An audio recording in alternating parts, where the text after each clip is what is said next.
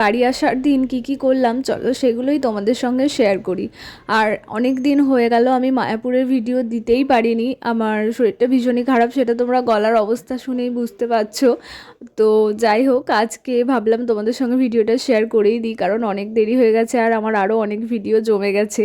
তো প্রথমে আমরা দেখো, এখানে আমরা আজকে ভোরবেলা উঠেছিলাম মঙ্গল আরতি দেখার জন্য। আমরা ভোর 4:30 উঠে আমরা মন্দিরে আসি, আর মন্দিরের আশপাশের পরিবেশটা তখন খুবই খুবই ভালো লাগছিল, একদম আলাদাই একটা শান্তি। ভোরবেলা আমরা মন্দিরে এসেছিলাম, আর এই দেখো আমরা কি পেয়েছি, আমরা একদম রাধা মাধবের মন্দিরের প্রসাদ পেয়েছি। আর আমরা একটা গীতা কিনেছিলাম। আর এই যে দেখতেই পাচ্ছ, এই যে ফুলগুলো, এইগুলো একদম রাধারানীর চরণের ফুল, মানে তখন রাধারানী আগের দিনে যে সমস্ত জামা কাপড় ফুলের মালা পরেছিলেন সেগুলো ওই সময় আর কি চেঞ্জ করা হচ্ছিল, তো আমাদেরকে এই ফুলগুলো এসে দিয়ে যায়। তো খুবই ভালো লাগছিল, এটা ভগবানের আশীর্বাদ ছাড়া আর কিছু নয়। তো তারপর আমরা সকাল সকাল রেডি হয়ে বেরিয়ে পড়ি বাড়ি আসার উদ্দেশ্যে।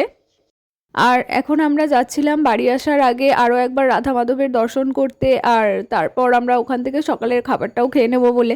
তো আমরা গদা ভবনের পাশে একটা দোকান থেকে খেয়েছিলাম ইডলিটা খেতে বেশ ভালো ছিল।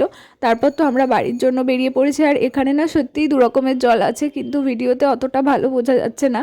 তো যাই হোক, আজকের মতো ভিডিওটা এইটুকুই। যদি ভালো লেগে থাকে তাহলে লাইক আর সাবস্ক্রাইব করে দিও।